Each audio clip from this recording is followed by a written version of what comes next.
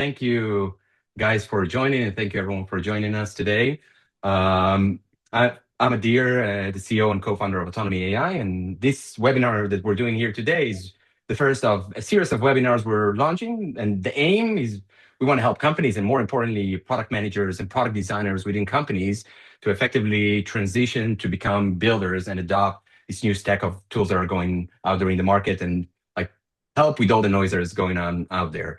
So, and today, more specifically, we're going to talk about something every product team, whether it's a product manager or a designer or product designer struggles with, whether they want to admit it or not. From that perspective, it's effectively the gap that there is between design and all the way down to production.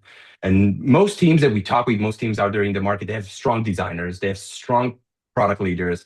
They also have a lot of tools and more mature tools, but still you see a drift, right? Still things drift from the original specs, are interpreted differently.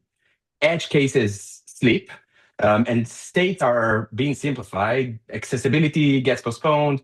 The quality issues, they show up later. And the question is not whether teams care, because they do care. The question is why this still happens in 2026. And the point of what we want to do today is not about like saying, hey, pointing fingers about engineering or pointing finger about the design or the PMs. It's actually about something that is more structural, right? Like the ability to understand the design intent, the business constraints, the production reality, all of them, they live in a different place.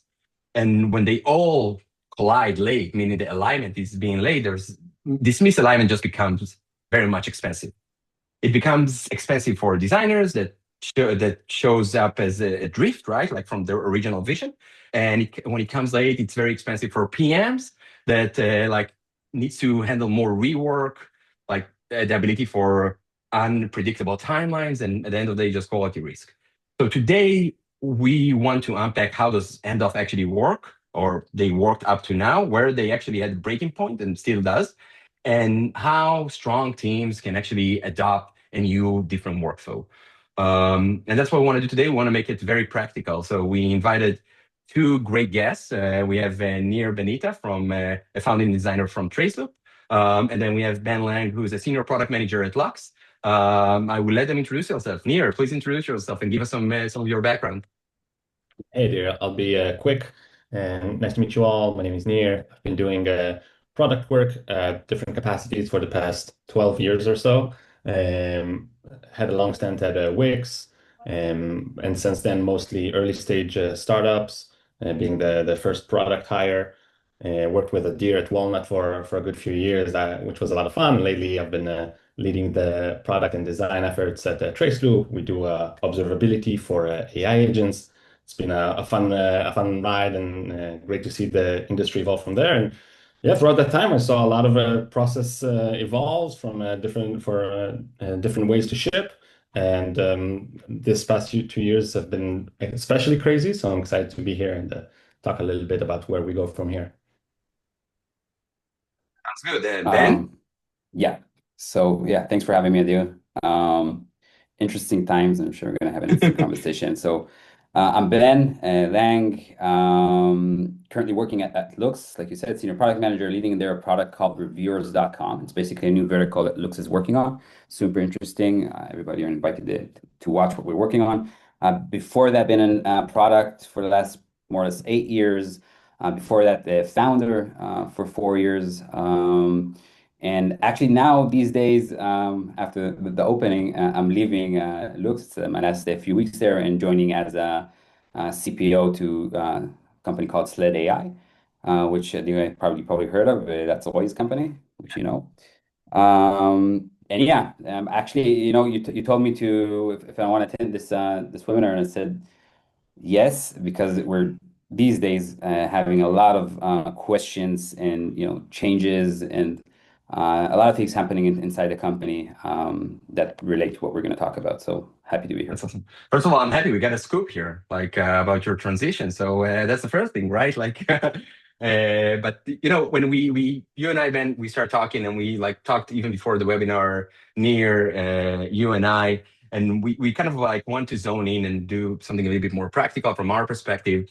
And when we started chatting, Nir kind of commented, "Hey, maybe let's start from like the PM side, right? Let's start asking Ben the first question." And I want to have like three main stops in our conversations today. First of all, like understand where handoffs actually how they actually work today, from the design perspective all the way down to production, and then where do you see the breaking point or up to date, and like how do you want to plan these differently, and what do you think? So Ben, let's start from your perspective, right? From the PM perspective, like when you have a design that is ready, you went through the things, right? Like what are you evaluating when it has a thumbs up and it's ready to move to the build part of it? How do you look at things? Yeah, I think it's like maybe two sections for the answer. One is general processes, right? So between product and design, and of course completing the picture with R&D, with development. I think first of all, it looks, and I think most of the companies that I know right now, most of the product managers that I talk to, the processes are very similar today than what like they were 5 years ago, right? So a lot of things are changing, a lot of things are evolving, a lot of tools are adopted, but eventually we're still working with Scrum, right? We're still having our board where we have all the sprint, 2 week sprints, right? All the tickets and PRDs and stuff like that. So generally, like the large picture, more things are more or less the same. And regarding your question, it's very hard sometimes to answer that because again, it's like there's the general processes that we work with and I've been working with in the last few years, and there's things that I really want to change, right? And I'm trying to change in a daily way. And talk, But sorry to yeah. cut you off. Like we'll talk about the change in a second, but like let's frame it maybe a little bit like more close, right? Like when okay, you have a design that is ready to build, you obviously have some changes there, right? Or you want Right. to adopt things. So how does things get prioritized from your perspective? Obviously, there are trade-offs that you need to make a decision on that realm. So how does it look? Currently, most of the prioritization is happening in the ideation phase, when we're writing, we're doing the roadmap, we're doing the prioritization. Of course, the design, it's happening together with our UX and the UI designers, and we're having, for example, we can't do a lot of big features because of design, right? Because of design, heavy changes in the design. But and eventually that's how we work today. So it's a lot happening from the product side, and then when it reaches the design, so there's a lot of back and forth, right, with the product, for feedback, with stakeholders, and a lot of things happening during the design phase that also can take a lot of time. And then we might get questions from customers or bugs, and then we need to change again. So a lot of back and forth all the time during the design phase until it reaches our developers, and then hopefully we won't do any more changes. That's more or less a lot of mess, that we're trying to do a lot of ordering, but that's how it is today. When you have a place like this back and forth, do you feel it creates like a drift from the original planning or a misalignment from the original planning sometimes? Yes, but not always in a bad way, right? Because sometimes the back and forth is important. Hearing feedback internally and if you can externally is great. So that back and forth sometimes it can happen because we didn't, take something into consideration, which is probably a bad thing, right? I don't know. We missed that the talk of the developers that it's a big feature and we need to change a few stuff. Um, but sometimes it's a good feedback. For us, we have a channel in Slack called feedback. So each feature that we're working on, when after the design phase is going to that channel, we give it around a day or two in the channel to hear actually real feedback from inside the company. Anyone, not only the CEO, like most companies, but anyone, support, marketing. By the way, I love feedback from support and marketing.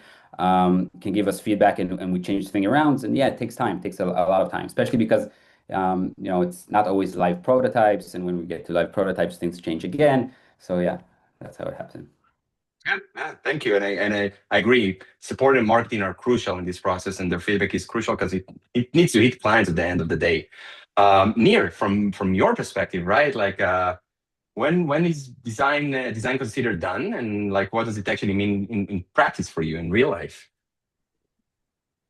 Yeah. So obviously it changes from team to team, depending on the many factors, the size of the team, the maturity level. When you're a 5-person team, you have a very different working style to when there are 50 people on the product team. But when is something done? So you set out with some clear idea about what you're going to build, and you're most certainly gonna find out along the way that your initial intuition was partly on point and partly off. So this, what you call drift, is kind of I see it as just a natural evolution that's baked into the process. You want to be flexible, you want to be able to respond quickly. So usually, you'll have the product team set out to define some opportunity that you're gonna build out, and you have some requirements. From there, you can flesh out what are the different pieces. So, what is the main flow you want to support? What are those edge cases that you can anticipate? You definitely will not anticipate all of them. Assumptions at that moment as well, right? Like you're trying to assume the edge cases or different breakpoints within the Yeah. design itself, right? Exactly. I like the framing of planned work and discovered work. When you set out, you have your planned work and you have everything that you think you're gonna do. But as you go through the phases, the handoff from product to design, from design to development, from development to architecture to actual users, you will certainly discover that new things that you want to be able to respond to. That ability to respond quickly is critical. And there's this tension of how much planning you want to do in advance to try to cover all your bases and be safe, or you optimize to move fast and put it in the hands of the users and iterate because you know that you're not going to get it right until you actually put it in the hands of real people in real environment. Understood. So again, what I'm hearing, and if I'm trying to like kind of frame it, is these changes, this back and forth, is the trade-offs are very incremental, right? You need to go back and forth, you need to talk, then you ship it. Maybe in smaller companies, you even ship it to the market. You hear the feedback from the users. You need to respond very quickly. But like from your perspective, these like those drifts, or what we define as drifts, or maybe those misalignments, could be also a blessing if you are able to actually respond very quickly from that perspective, right? Exactly. Yeah. And it's a framing, right? It can be if you don't account for it, and if you made some commitment to a client to ship on a certain date, then finding these things out can be quite a pain. But if you're expecting it, welcoming it, then that is the thing that makes your product useful for real people and not whatever you planned in your comfy office room. No, wait, I do want to challenge it for a second. I want to challenge both of you, right? Like, because if you think about it today, like most companies, they have, and I'm generalizing a stack, but they use Figma, they use Jira, they use Linear, in our case, GitHub, QA automation, whatever it is, right? And essentially, like you mentioned, when it hits the users, we can like go back and forth. But at the end of the day, like it should be visible across the flow itself, right? There are many tools within the flow itself that can enable the like this ability to know exactly what's going to ship, where are the breakpoints, and to experience the product. So I want to, like Ben, I want to start with you from that aspect. Like, can you share a recent example when, like, your intent for what's needed, your hypothesis was very clear, but like it didn't quite fully made it into, first of all, design, and then at the end of the day to production from your intent in your head? Yeah, I think it happens all the time. I mean, I know it happens all the time. The obvious example, which is a pain point for me specifically, is copy, right? We have our copy is very, very important for us in the company, in the brand guidelines, and how we approach our copy is a whole process of itself. So copy, for example, again, I'm not talking if it's a best practice or not, but I'm talking about how it is in reality right now. The copy is being made inside Figma, inside the designs. And then the developer needs, to basically to make sure that he's not missing anything. And sometimes it happens that the developer jumps to he develops the whole feature before the actual copy is ready, and a misalignment there. And in generally speaking, the misalignments happen in quite a lot because there's like the product side, then the design, and then there's the development, like generally speaking, right? So there's Yeah. a lot of different touch points, let's say free, different department sections of the company, that things can fall, and we can cause issues.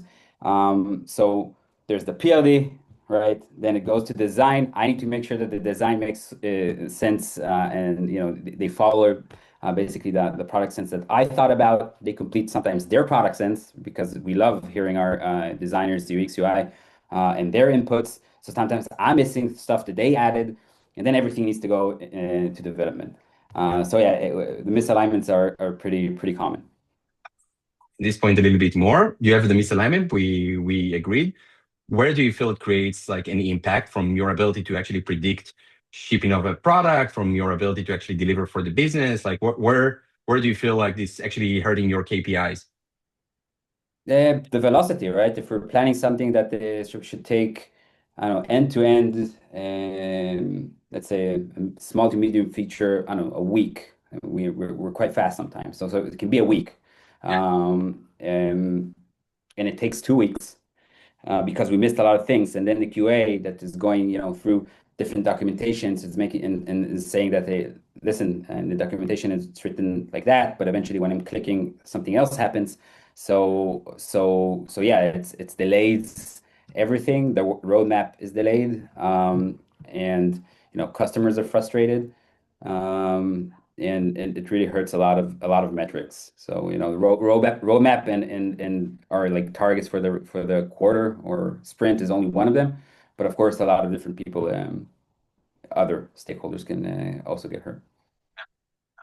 Nir, same question for you, right? Like, can you give us a practical example when you had a design like ready, or you understood something from how things should be created, but then at the end of the day, it reached to production and not in the full way of intent that you wanted it to happen.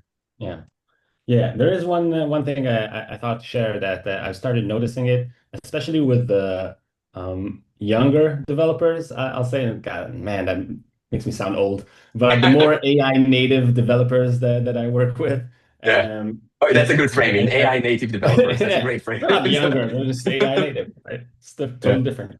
So really started noticing something, and I'm struggling to adjust to it even now. Um, Whenever I would not specify a certain edge case, that would make me the bottleneck, either as a product person or as a designer. You could stall a developer if you're working in different time zones. That could be especially a big problem. Um, but you always had the control of the process. And what I'm seeing now with the adoption of Claude and other coding tools is that developers feel totally fine to let the agent um, kind of paint it within the lines and complete things that they're not quite sure of. Because they don't need to code it themselves, and because there is something there to complete the picture. I will. It's not rare for me to find experiences in production, especially of edge cases. The ones that you would usually not plan for. Yeah. Then I would run into a flow, and I'll be like, I don't remember specifying this or talking this, and I'll go to the developer. He said, "Oh yeah, right, yeah, I talked to Claude, and he just suggested it, so I thought it's fine." And that's a really weird experience that I'm seeing more of, and yeah, it'll take time to. Now I started also leaning into it. I will like in certain products, like if there's like a small thing, like a modal that I didn't specify in Figma, I will actually tell the developer, let Claude hallucinate something, and it'll probably be okay. So yeah, it's a weird tension that I'm trying to get used to and lean into. That's a major shift, right? It's like we need to adjust to this new way of thinking, and the fact that like, okay, we have this sentient that can guide us. Let's figure out what we can do with it, right? Um, but effectively, like what I'm hearing from both of you is like, first of all, the intent is kind of almost implicit, right? And like when you try to do all those trade-offs, they're incremental. But the big problem, if like, and that's why what I hear from you is most of the time you will find out about this misalignment later, only later in the stage, right? Then maybe it's in production, maybe it's already in QA when it's like, okay, now I need to like put a fire hose on this and make sure that I can like enable everyone on the same thread itself. But it's not, almost never early. And I think from Ben, from your perspective, this like you mentioned the unpredictability and the impact that it generates. I think your recent example, Nir, is like, wait, I didn't remember that I actually like wanted this, right? Like you can like it, you maybe can adopt the solution, but like it's still not the initial intent you had, right? And now I want to take it like to essentially, okay, from your perspective, Nir, I'll start with you. So from before and now, how you see even the future, right? Like what makes you feel more confident now that your intent will go all the way down to implementation? Like, do you validate things earlier? Do you like review early? Do you use any kind of tools that will help you with those things? Yeah, that's a good question. I'm still figuring things out, as all of us as an industry for sure. I can say that I do feel a little bit frustrated because I'm doing product work as well, so opportunity discovery, customer calls, spec writing, and I feel really empowered by AI. And I see our engineers with Claude Code like shipping 10 times as fast as they used to. But that middle piece, as a designer, feels like it has not been like it hasn't fulfilled the AI has not fulfilled the promise for us. So right now, still, I'm playing with a lot of tools, and Adia, you and I had a lot of sessions with autonomy, and I'm also I know that I'm also having done this for 12 years. I'm also maybe a little bit set in my ways, and will have to acclimate. Not to say old, right? But And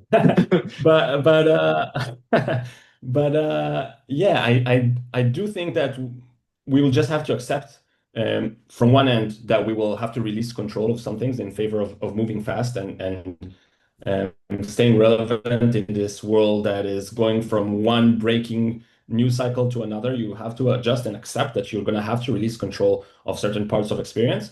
And I think we will also see the evolution of tools like autonomy and that will help designers be closer to the implementation. So help us ship ourselves or make some adjustments ourselves so that we can also leverage these tools to be at the same speed as our product counterparts and engineering counterparts on the other side, and not have to either let go of control and or just like be a serious bottleneck. yeah. So I think that's still left to be determined. And you think your company or companies overall will allow this as part of the process? Do you think it's like it? It's always a matter of like, is it beneficial for them to allow this? But do you think it will be adopted by organizations as well? You mean this release of control and Yeah, I think that's a good question. Again, it for sure depends on the maturity. For us as a 10-person startup is a very different from like when I worked at Wix. I can't see this linear and freedom approach working. Um, but I think it will affect all of us. But I think the incentive to move fast in this really crazy pace that we're all in, I think we will have to accept it on the one hand and adopt controls and adopt new approaches and not be set in our ways, so that we could try to keep up. from your perspective, I guess the same question, but in a like in a later stage, right? Like where do you see the confidence? What gives you confidence in process you have now, and maybe in like in your new role, right? Like what process you want to put in that will help you feel more confidence that what was meant to ship was actually shipped. Right. Yeah, I told in the beginning in like the intro that it's a pain point that I'm dealing with daily right now. And I explained, first of all, I agree with Nir. I think it's very depends on the organization. If it's a new startup, especially if it's a startup from, I don't know, from the last year, that probably most of the people that they joined it already work with the new tools. So it's one thing. And the other thing is a big organization that has its processes for the last 10 years and you're trying to change things. What the fact is that um, the fact in our company, as I don't want to talk to for everybody, but that the development is not like it's not a bottleneck like it was even a year ago, right? Yeah. So, and I'm not talking about even 2 years ago. It's not the bottleneck anymore, and that's a huge change for an organization to conceive and to understand what it means. And I'm not talking about I don't know what's going on in Twitter and worldwide about our industry. I'm talking about very practically. It's a big change, and we need to understand what we're doing. For example, so if the development isn't anymore the bottleneck, we now in our company, those that really adopted the new tools, specifically Cloud Code, found themselves all the time waiting for product and design. And that never happened before, at least not for organizations I worked with. It's And like that's nearest where agrees with you. yeah, So yeah, because it sounds like he's hitting the same like issues right now. So yeah, and I think, for example, the one thing that I'm working on right now is changing, and it completes what Nir said.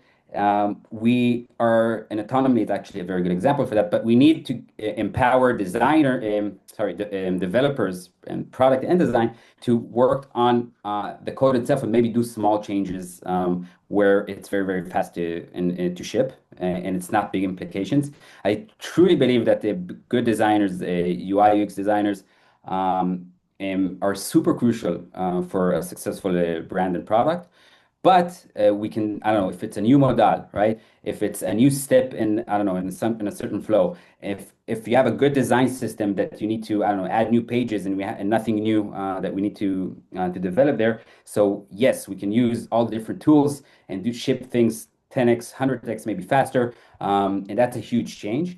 Where I do think it's very, very important to still leave, I don't know, the human brain in the picture is the new features, right? It's the big features. It's where like copycatting. I'm talking about, I don't know, cloud code copycatting, code and designs is not what we want. We want something fresh and talented people to think about how the feature should work and look. So what we're working on right now is like small to medium features. Put design maybe don't be part of this process right now. Just confirm it, and that's something that is still very important. Just confirm that the new feature and it's with your design system, and you work on the big stuff and refactoring the homepage and big changes that we want to do in our app, stuff like that. yeah. And I think, yeah, I think it makes a lot of change, and like it's obviously like, or makes a lot of sense, and it shows like a little bit more shift of trying to kind of move a little bit within the constraints you have and trying to figure out like different flows. I think like you both mentioned, like autonomy is a great example in our product, Face Studio. So that's exactly what we're trying to tackle, right? Like this, what we found in the market is like from Near's perspective, like there is not enough love for this flow of designers of what it needs to happen, but also release the constraints in a guardrail environment that, like Ben, to your point, can help people like do start with the small things, move a little bit faster, and then maybe like start chipping on the bigger thing. And at the end of the day, what I'm hearing, and it's like I want to start wrapping it up because like we're a little bit over time. But if there is one change your team can make tomorrow or like reduce this friction that you guys mentioned, right? Like just one thing, what would it be, Near, from your perspective? Yeah, I'll actually I'll touch on something Ben said that I think could be useful here as a framing. You in every feature you want to consider, do you want to innovate or do you want to just get it out the door? So I think maybe a good place to start would be to force yourself, because it's uncomfortable as hell, but force yourself to find like a feature, like a setting panel or a modal, that is not something you want to innovate on and differentiate on. You just want something that is familiar and will work. Force yourself to maybe not go through Figma, not go through the certain pipeline and see how it feels just to get comfortable with that. And I'm also telling myself that at the same time because man, it's really uncomfortable, I'll say. That's a great takeaway. Ben, from your perspective? Again, frame the question again. So one thing that like you can change today, now, or tomorrow that will reduce a little bit of this kind of small thing, small takeaway from this. Um, Again, from a personal pain point, I think that I think you said you're 10 employees, so we're around 60. As I'm sure there are people here that maybe 600 and I don't know 2,000 people in the company, but we need to have the ability. It's a Wild West kind of times, and a lot of things are very, very new for everybody. And we need to have the ability to move fast and try stuff and see what really is beneficial and what is just, noise. So if there's one thing I want to change is like, key stakeholders in the company to understand that the order that we had in the past needs maybe to change a bit for us to try new tools, new processes, and then decide what we can implement in the company. So yeah. That's amazing. So just to wrap it up, thank you guys again for being here. I think like we touched a few great points from your perspective and some great takeaways. At the end of the day, right? Like I think handoffs do not break because like or this entire process because like teams are not planning ahead or they're like want to move fast because the fact is you need to move faster. And if you can create this visibility and empower different people in this stage within the right guardrails within the organization can like reduce a lot of this noise and reduce a lot of the breakpoints and actually prevent very expensive mistakes at the end, right? Which are only figured out like at QA and production and in front clients. Again, Nir, Ben, thank you very much for being here. I appreciate the time and thank you, everyone.